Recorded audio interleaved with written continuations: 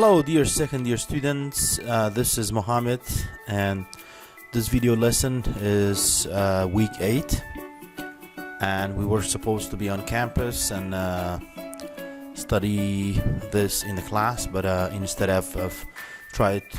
instead I'm going to record it, and of course we will have time in the class next week when we meet again to answer your questions and to have discussions about the story. So today we're going to talk about a new story called The Luncheon, and it's by William Somerset Maugham. If you remember, in the week before the examinations we studied Manhood by John Wayne. So this is going to be the second story, and after that we will move to poetry. So 2 weeks on short story, and then we move to the second genre, poetry. Alright, let's get started. It's The Luncheon. First, let's begin with a short biography of the writer. William Somerset Maugham was born in 1874 in Paris. His parents died when he was very young. Therefore, he was sent to live with his aunt in England. He traveled in Europe and eventually trained as a doctor. So he became a doctor. However, when he started writing his first novel, Lisa of Lambeth, it was so successful that he became a full-time writer. So he became a full-time writer and he abandoned his previous profession, like medicine. And he also wrote plays, short stories, and novels. He was very popular in his time, and he was one of the most highly paid, so they paid him a lot of money during the 1930s. He traveled a lot, and he settled in the south of France. Many of his novels and stories, such as Being Julia and The Painted Veil, they've been turned into movies. And then he died in 1965, and that was the end of the story of his life. Alright, so that was the biography of the writer. Let's move on to the summary of the story. So the story begins in a theater. The writer is at the theater one night where he meets a woman. And he meets a woman that he knows, that he met 20 years before. So at that time, so we're taken back to the past. So we'll call it a flashback. We're taken back to the past, to 20 years from the beginning of the story. The writer was very young, and he was just beginning to write his novels. And that woman had admired the novel that he had just published. At that theater, in the present, the writer is reminded of their meeting 20 years before. So now we're taken back to when the writer was very young and he first met that woman. Alright, so the writer thinks back to the time when he was poor and he had to make very little money last for a whole month. He was poor, struggling. He had to save a lot to make it through the month.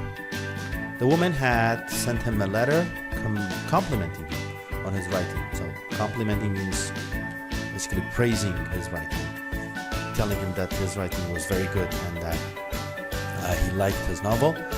Also, she invited him to a lunch, what we call the Luncheon, in Paris, where the writer lived. So the luncheon took place at Fiodo's. Fiodo's was the name of the restaurant in Paris. It was a very expensive restaurant, and we previously said that he was poor, right? So now he's going to go to the restaurant with a woman, and he's going to go to a very expensive restaurant. So problems may arise. Nonetheless, he was very happy. He was flattered. He felt humbled that a woman wanted to see him, right? And that she liked his novel. At the restaurant, the menu comes, and the writer is startled. He's shocked. The prices were so high that he never expected. So when he looked at the menu and he saw the prices, it was surprising, right? Because we know that as a poor man, as a poor writer, this is going to be problematic. However, his guest, the woman, said that she only ever ate one thing for luncheon. So she only ate one thing, one piece, one type of food for luncheon. And the writer was happy, right? He was relieved when he heard that, meaning that the writer was less worried now that the woman said that she only ever ate one thing for luncheon. But he said, no worries, he could pay for that. Unfortunately, however, when the menu came and the waiter came, she went on to order some of the most expensive things on the menu, like caviar, salmon, asparagus, peaches, ice cream, and champagne. All of these were the most expensive types of food on the menu. And of course, the writer gets into a panic. So the more food she ordered, the more the writer got into a panic. He tried to economize, right? Keep a balance by only eating one thing for himself. So he said, the woman might spend a lot of money, the woman might eat a lot. Therefore, he could probably afford that. But only if he eats less. Only if he eats one piece himself. As the meal proceeded, as it went on, he began to imagine how he would react if the bill was too large for him to pay. So the writer thinks, right? He thinks, what would he do? How would he react if the bill was way larger than he even imagines now? So first he thought that maybe he would claim to the restaurant that someone had picked his pocket, someone had stolen his money. Then he thought that he would leave his watch at the restaurant and come back later to pay. And finally, when the bill arrived and he paid it, he was able to pay it, but he realized that he had nothing left, no more money to live off for the rest of the month. If you remember, we said that the writer was poor and he struggled to make it to the end of the month. Now, all of a sudden, he has spent all of his money on that luncheon, on that meal with the woman. And now, what's he gonna do to live for the rest of the month? He has nothing left, no money left. Now, so that was the meal in the past. Let me remind you of the beginning of the story.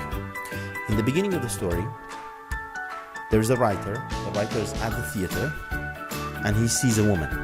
When he sees that woman, the woman reminds him of a luncheon, of a lunch that took place 20 years before. Now the writer remembers that luncheon, and he remembers how he got into panic, how he had nothing left for the rest of the month, and etc. Now, at the end, we are back to the present. In the present, the writer sees the woman, and the woman is now fat. She's overweight. She's 21 stone, which is equal to 136 kilograms, which is very heavy for anyone. And the writer now thinks that at last he had revenge, meaning that what the woman did to the poor writer 20 years ago, she has paid the price now, because she has paid the price of her eating habits, of her eating too much, and now she's overweight. The writer is ironically happy that he has finally seen the woman pay the price of her eating habits. Alright, that was the story, summary of the story. That's what happens basically, but of course this is the summary. There are more details. We get to know especially how the writer feels and how the story develops, how the meal advances as the woman eats more food. And of course, there's the waiter who encourages the woman to order more and more and more, and how the writer feels about the waiter. So I encourage you to please read the story itself and to get more details. Now, moving ahead to the title, let's do some analysis of the story. The title of the story is Luncheon. Luncheon means a formal meal, usually a small one. Usually a small formal meal. Now, the luncheon, or the title, highlights the importance of that particular event for the writer, that particular meal for the writer. It was a very stressful occasion for him. And he ended up having no money left to live on for the rest of the month. By remembering this luncheon, the writer remembers also how he was young and immature at that time. So he remembered how flattered he was when a woman showed so much interest in him. He was so flattered that he wasn't able to say no. He agreed to anything that the woman said. He agreed to her choice of the restaurant, and then he didn't oppose her by any means at the restaurant when she ordered all these expensive types of food. So like we said, this luncheon is a formal meal, usually small one. However, the woman's huge meal contrasts with a tiny meal the writer had. So the writer had a very small meal. Alright, that was the title. Let's move ahead to themes. So what is it all about? What does the writer touch on in this story? There are two themes basically. First, the conflict between truth and lies, and second, the conflict between appearance and reality. So at the restaurant, the woman repeatedly says that she only eats one thing for lunch. But there's a contradiction. That's what she says. In contrast, she doesn't eat one thing. She eats much more. She keeps ordering more food and more food and more food, etc. At their meeting 20 years later, the woman tells the writer, "You asked me to luncheon." Right? Well, surprise. Because the writer remembers very clearly that it was the woman who wrote the letter, and it was the woman who suggested having the meal together in that restaurant. The reality is that she had suggested that the writer give her a little luncheon at Theodore's. So again, truth versus lies. Now also, between appearance and reality, 20 years ago, the writer may have pretended to be more successful than he really is. But he was too proud. He wanted to keep the appearance. He didn't want to let the woman know that he could not afford the meal. He could have just said it, right? He could have just said that it was very expensive. He could have apologized that he could not possibly pay for that meal, but he didn't. He kept the appearance. So he showed the woman that he had the money. He kept that appearance, whereas in reality, he was not that kind of man. He didn't have that kind of money. He even lied about never drinking champagne. All right, so when the woman orders champagne, she asked the writer if he wanted some champagne too. But of course, the writer didn't want to order champagne because champagne was very expensive. So he said, no, I never drink champagne. So that was a lie. Of course, he loved champagne, but he tried to save money by not ordering it. Moving ahead to the setting. So the story takes place at Theodore's, a very expensive restaurant in Paris, so France. So where French senators dined.